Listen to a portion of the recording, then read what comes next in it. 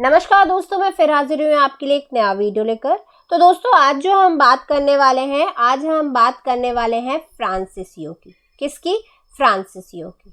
ठीक है, अब बात करें कि फ्रांसीसी जो थे वो भारत क्यों आए, तो वो भी क्या अन्य जो यूरोपीय कंपनी थी उनकी भांति क्या भारत में क्या करने आए थे? व्यापार करने आए थे।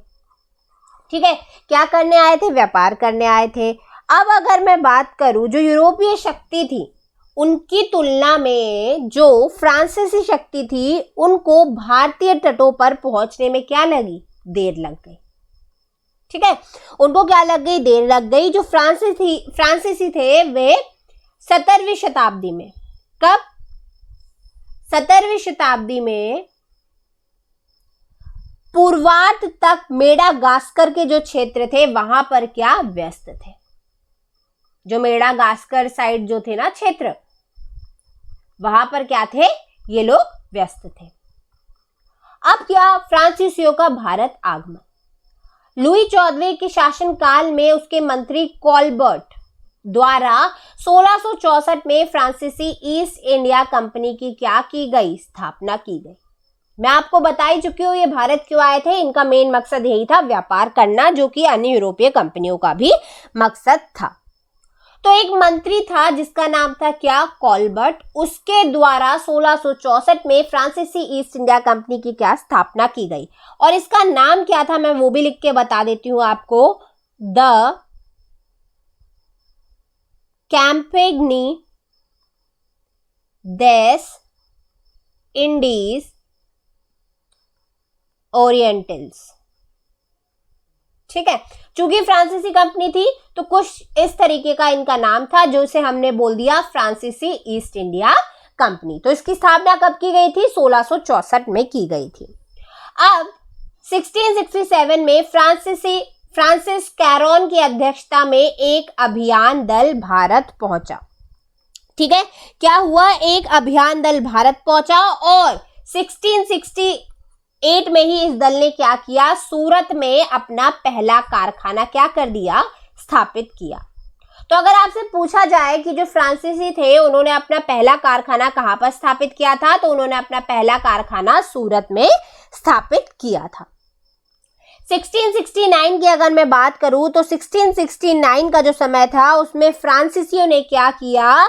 भारत के पूर्वी तट पर, ठीक है, जो भारत का पूर्वी तट था मछलीपट्टनम या मसूलीपट्टनम में एक स्थान था मसूलीपट्टनम, वहां पर क्या बस्तियों का उत्तरदायित्व उन्हें सौंपा गया, या कह सकते हैं ये कि मछलीपट्टनम जो स्थान था वहां पर क्या उन्होंने एक कारखाना स्थापित किया। और जो फ्रांसिस मार्टिन था, देखिए नाम ध्यान से देखिए, जो फ्रांसिस मार्टिन था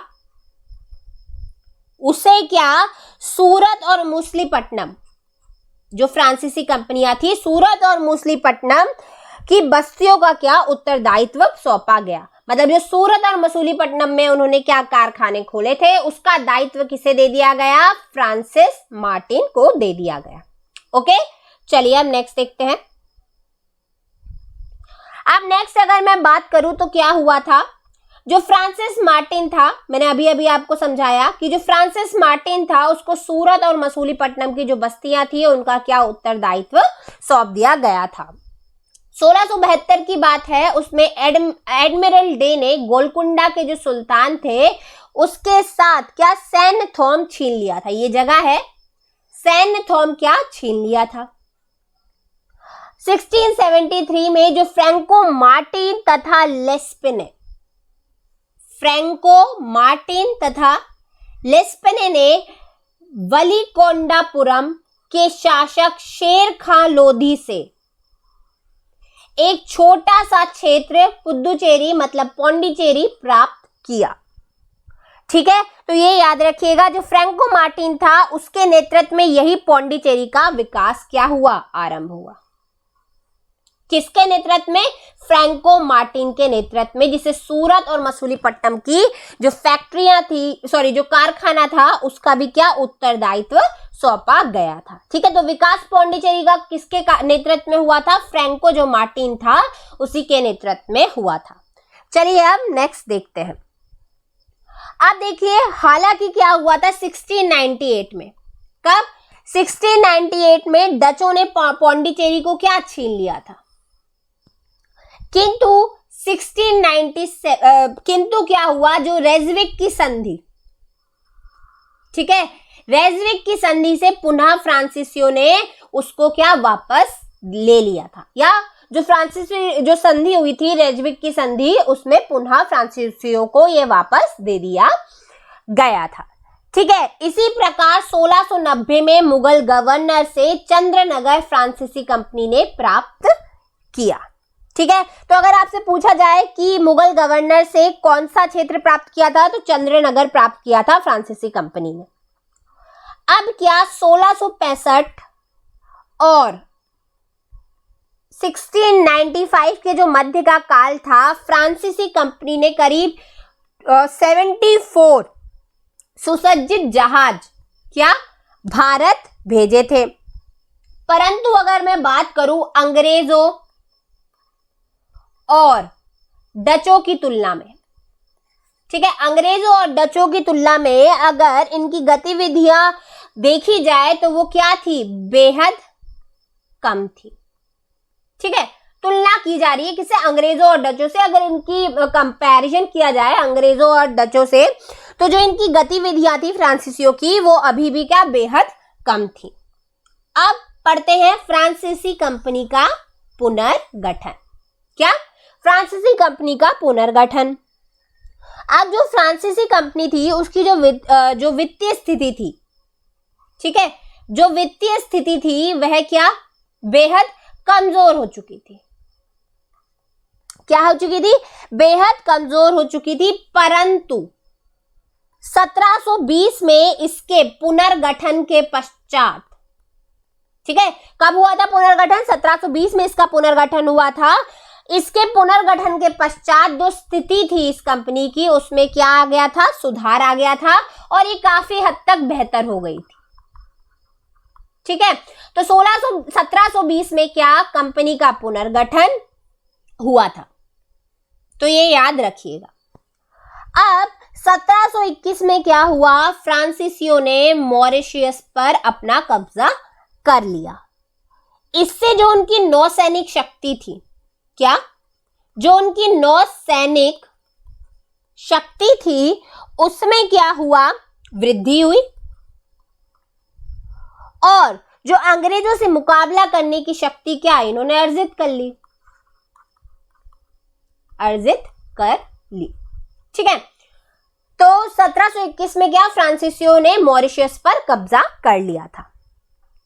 1725 में, कब, 1725 में मालाबार तट और 1739 में करिकल पर इन्होंने क्या कब्जा किया था।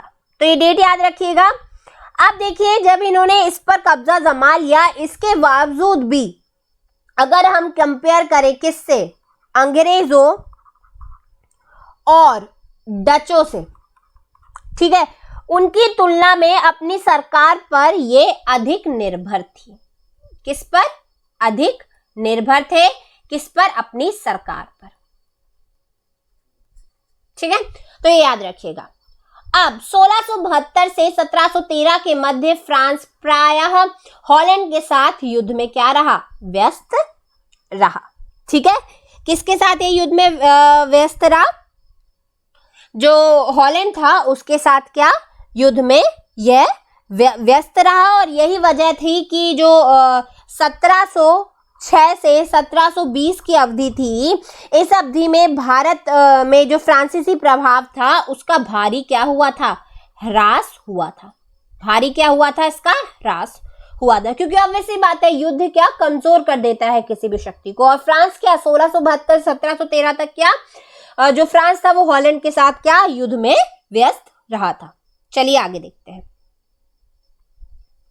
अब अगर मैं बात करूं 1720 की, तो 1720 में पुनर्निर्माण तथा 1742 तक पौंडीचेरी के गवर्नर लिनो तथा ड्यूमा के शासनकाल में फ्रांसीसी कंपनी का क्या हुआ, विकास हुआ।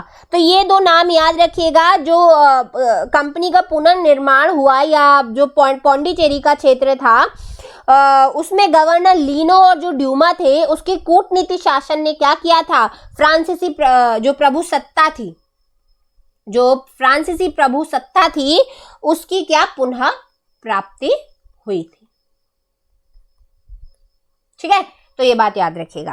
अब क्या हुआ 1742 में, 1742 में डुप्ले की फ्रांसीसी गवर्नर के रूप में नियुक्ति से भारत में फ्रांसीसी व्यापार में एक नए अध्याय की क्या हुई, शुरुआत हुई थी। तो देखिए क्या हुआ था, जो 1742 का पीरियड था उस टाइम भारत में फ्रांसीसियों ने अपनी गतिविधियों को क्या व्यापार तक ही क्या केंद्रित रखा था। परंतु क्या हुआ 1742 के बाद जो फ्रांसीसी थे उन्होंने नीतियों में क्या परिवर्तन हुआ और उन्होंने अपना उद्देश्य क्या रख लिया, साम्राज्यवाद। क्या रख लिया उन्होंने अपना उद्देश्य, साम्राज्यवाद के विस्तार पर उन्होंने क्या कर दिया, निर्धारित कर दिया। और 1742 में मतलब 1742 में जो डुप्ले की फ्रांसीसी गवर्नर के रूप में क्या हुई थी, नियुक्ति हुई थी। और इसके बाद ही अंग्रेजों और फ्रांसीसियों के बीच क्या हुए थे, 3 कर्नाटक युद्ध हुए थे। ठीक है, जिसमें क्या अंतिम जो हार किसकी हुई थी, फ्रांसीसियों की हुई थी। ठीक है, तो जब डुप्ले की नियुक्ति हो गई फ्रांसीसी गवर्नर के रूप में, उसके बाद ही क्या हुए थे, अंग्रेजों और फ्रांसीसियों के मध्य क्या हुए थे, 3 कर्नाटक युद्ध हुए थे, जो कि किस लिए हुए थे, व्यापारिक अधिकार के लिए हुए थे। ठीक है, किस लिए हुए थे, व्यापारिक अधिकार के लिए हुए थे। और इसमें आखिरकार जो फ्रांसीसी थे वो क्या हार गए थे। चलिए अब नेक्स्ट देखते हैं। अब देखिए, अब बात करते हैं प्रथम कर्नाटक युद्ध की, 1740 से 1748। तो ये पीरियड था प्रथम कर्नाटक युद्ध का। अब इसका कारण क्या था, वही मैंने आपको थोड़ी देर पहले ही बता दिया, व्यापारिक प्रतिद्वंदिता। ठीक है, कारण किस कारण हुए थे युद्ध, व्यापारिक प्रतिद्वंदिता के कारण ये युद्ध हुए थे। तो जो ये युद्ध लड़ा गया था, ये टाइम पीरियड याद रखिएगा, 1740 से 1748 के बीच क्या ये लड़ा गया था। अब युद्ध में जो प्रत्यक्ष रूप से कर्नाटक के नवाब थे, उनके पद का जो उत्तराधिकारी था, वो संघर्ष क्या हुआ, दृष्टिगोचर हुआ। परंतु अप्रत्यक्ष रूप से जो ब्रिटिश ईस्ट इंडिया कंपनी थी, ठीक है, ब्रिटिश ईस्ट इंडिया कंपनी और जो फ्रेंच ईस्ट इंडिया कंपनी थी, वह क्या, जो शक्तियां थी वह लड़ रही थी। ओके, 1740 में ऑस्ट्रिया का उत्तराधिकार का युद्ध, क्या 1740 में ऑस्ट्रिया का उत्तराधिकारी का युद्ध। तो अगर मैं थोड़ा सा आपको बताऊं तो इस युद्ध में क्या हुआ था, जो फ्रांसीसी शक्ति थी वो पूरे समय तक हावी रही, परंतु आपसी जो मनमुटाव था उसके कारण क्या वह लाभ उठाने में क्या रहे, असमर्थ रहे। अब अंग्रेजों और फ्रांसीसियों के बीच क्या जो व्यापारिक प्रतिद्वंदिता थी, मैं आपको पहले ही बता चुकी हूँ, यही क्या युद्ध का सर्व प्रमुख कारण था, क्योंकि दोनों कंपनियां एक दूसरे के क्या व्यापार को हानि पहुंचाकर अधिक से अधिक लाभ उठाना चाह रही थी, मतलब अधिक से अधिक लाभ उठाने की कोशिश कर रही थी। तो 1740 का जो युद्ध हुआ था, मैंने अभी आपको बताया, 1740 में जो ऑस्ट्रिया का उत्तराधिकारी का युद्ध हुआ था, इस युद्ध का प्रभाव में अंग्रेजों और जो फ्रांसीसी थे उन पर भी हुआ। ठीक है, जो अंग्रेज और फ्रांसीसी थे उन पर भी इस युद्ध का क्या हुआ, प्रभाव पड़ा। अब जब इन पर भी इस युद्ध का प्रभाव पड़ा, तो जो यूरोप में अंग्रेज और फ्रांसीसी थे वो तो क्या आपस में लड़ ही रहे थे। भारत में तो इस युद्ध का प्रभाव पड़ा, परंतु क्या यूरोप में तो वो लोग क्या अंग्रेज और फ्रांसीसी थे वो आपस में ही लड़ रहे थे, इसलिए भारत में भी क्या वो लड़ने लगे। ठीक है, अब वो क्या भारत में भी लड़ने लगे। अब ऑस्ट्रिया के उत्तराधिकार का जो युद्ध का समाचार जिस समय भारत पहुंचा, ठीक है, जिस समय ये भारत पहुंचा उस समय जो पौंडीचेरी का फ्रांसीसी गवर्नर था वो कौन था, डुप्ले था। कौन था, डुप्ले था। और मद्रास का अंग्रेज गवर्नर मॉर्स था। तो ये याद रखिएगा। कौन कौन था? ये आपका समाचार जब भारत पहुंचा तो उस समय पौंडीचेरी का जो फ्रांसीसी गवर्नर था वो डुप्ले था, और जो मद्रास का अंग्रेजी गवर्नर था वो मॉर्स था। डुप्ले ने क्या किया, जो कर्नाटक के नवाब थे, क्या नाम था? अनवरुद्दीन। क्या नाम था? अनवरुद्दीन। उससे क्या निवेदन किया कि वे अपने राज्य से किसी प्रकार का जो युद्ध है वो ना होने दे। ठीक है, उन्होंने क्या किया? युद्ध ना होने का निवेदन किया। और एक चीज और मैं आपको बता देती हूँ, इसके पूर्व उसने मॉर्स से भी, जो ये मॉर्स था ना अंग्रेजी गवर्नर, इससे भी क्या उसने निवेदन किया था कि जो निवेदन नहीं कहना चाहिए, एक प्रस्ताव भेजा था कि युद्ध ना हो पाए या युद्ध ना होने दे। अब क्या हुआ, जो डुप्ले था उसने क्या लिया? कूटनीति का सहारा लिया। अब जब उसने कूटनीति का सहारा लिया तो आरंभ में तो क्या हुआ, वो अंग्रेजों को शांत करने में क्या रहा? सफल रहा। परंतु सितंबर 1746 में मॉरिशस के जो गवर्नर लाबोदौर्ने थे, लाबोदौर्ने की सहायता से मद्रास को अपने अधिकार में ले लिया। किसको अधिकार में ले लिया? मद्रास को अपने अधिकार में ले लिया। अब जो ऑब्वियसली बात है, जब उसने अधिकार में ले लिया तो इसी बीच क्या हुआ, जो लाबोदौर्ने था और जो डुप्ले था उसके बीच क्या हो गया? मतभेद हो गया। अब ऑब्वियस सी बात है कि उन दोनों के बीच मतभेद हो गया था, तो जो लाबोदौर्ने था उसने 4 लाख पाउंड की, इसको एक बार मैं थोड़ा इरेज कर देती हूँ ताकि और आपको अच्छे से दिखे। एक सेकेंड रुकिएगा, ठीक है। हाँ, तो मैं कहाँ पे थी? तो मैंने आपको बताया कि डुप्ले और जो मॉरिशस के गवर्नर थे लाबोदौर्ने, उसके बीच क्या हो गया? मतभेद हो गया। तो जब मतभेद हो गया तो इसने क्या किया, जो मॉरिशस का गवर्नर था इसने क्या किया? 4 लाख पाउंड, कितना? 4 लाख पाउंड की रिश्वत लेकर मद्रास को, किसको दे दिया? मद्रास को उसने दे दिया अंग्रेजों को। किसको दे दिया? मद्रास को उसने दे दिया अंग्रेजों को। और जो लाबोदौर्ने था उसने मॉरिशस वापस जाने पर डुप्ले ने फिर से मद्रास पर क्या कर लिया? अधिकार कर लिया। तो ये थोड़ा सा हम देख लेते हैं कि लाबोदौर्ने की सहायता से मद्रास को अपने अधिकार में ले लिया। डुप्ले और लाबोदौर्ने के कारण लाबोदौर्ने ने 4 लाख पाउंड की रिश्वत लेकर मद्रास फिर अंग्रेजों को ही सौंप दिया। डुप्ले ने क्या किया? कर्नाटक के नवाब अनवरुद्दीन को यह आश्वासन दिया कि वह मद्रास को जीतने के बाद उसे सौंप देगा। अब क्या हुआ, अभी मैंने थोड़ी देर पहले ही आपको बताया कि जो लाबोदौर्ने था, मॉरिशस वापस जाने के बाद डुप्ले ने क्या किया था? मद्रास पर फिर अधिकार कर लिया था। तो डुप्ले ने कर्नाटक के जो नवाब थे अनवरुद्दीन, उसको ये आश्वासन दिया कि मद्रास को जीतने के बाद क्या वो उसे सौंप देगा। परंतु डुप्ले ने क्या ऐसा नहीं किया? डुप्ले ने क्या ऐसा नहीं किया। और जब उस जो डुप्ले था उसने ऐसा नहीं किया, इस कारण जो अनवरुद्दीन का पुत्र था, क्या नाम था उसका? महफूज खान।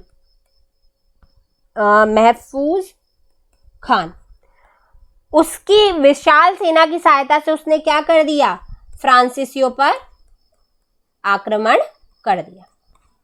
ठीक है, अब डुप्ले के नेतृत्व में क्या हुआ? जो फ्रांसीसी सेना ने आडियार, ये याद रखिएगा, मैं एक्स्ट्रा बता रही हूं, आडियार के समीप नवाब की सेना को क्या कर दिया था? पराजित कर दिया था। क्या कर दिया था? पराजित कर दिया था। चलिए आगे देखते हैं फटाफट। अब देखिए यहाँ पे मैंने अभी बताया डुप्ले के वायदे से मुकर गया और इसी कारण अनवरुद्दीन के पुत्र महफूज खान ने फ्रांसीसियों पर आक्रमण कर दिया। अब इस युद्ध में नवाब की सेना क्या हुई? पराजित हुई, मैं आपको बता ही चुकी हूँ। अब 1748 में क्या हुआ? जो यूरोप में अंग्रेजों और फ्रांसीसियों के बीच एक्स-ला-शापल की संधि हुई और जिससे यूरोप में युद्ध समाप्त हो गया। थोड़ा सा मैं आपको इसके बारे में बता देती हूँ कि मैंने आपको बता दिया कि जो सेना थी, जो नवाब की सेना थी, वो क्या हो गई थी? पराजित हो गई थी। अब जब पराजित हो गई थी तो मद्रास तथा नवाब की जो सेना थी उस पर जो विजय थी, फ्रांसीसियों की जो महत्वाकांक्षा थी, जब वो जीत गए तो जो फ्रांसीसियों की जो महत्वाकांक्षा थी वो क्या और बढ़ने लगी। अब जब वो और बढ़ने लगी तो जो पौंडीचेरी के दक्षिण में स्थित अंग्रेजों की एक बस्ती थी, क्या नाम था उसका? Fort saint David. इसको मैं लिख देती हूं, क्या थी बस्ती का नाम? Fort saint David. उस पर क्या किया, इन्होंने अधिकार करने का प्रयास किया, परंतु 1.5 वर्ष के घेरे के बाद भी डुप्ले इस बस्ती पर अधिकार करने में क्या रहा? असमर्थ रहा। क्या रहा? असमर्थ रहा। ठीक है। अब इसी बीच क्या हुआ, इंग्लैंड से भारत में अंग्रेजों की सहायता के लिए क्या जो सेना है वो पहुंच गई, और जैसे ही सेना पहुंच गई इस सहायता से जो अंग्रेज थे वो क्या हो गए? उत्साहित हो गए, और पौंडीचेरी, ठीक है, पौंडीचेरी पर क्या इन्होंने घेरा डाल दिया, परंतु उस पर अधिकार करने में क्या अंग्रेज असफल रहे, और उन्हें क्या जो फोर्ट सेंट डेविड था उन्हें वापस आना पड़ा।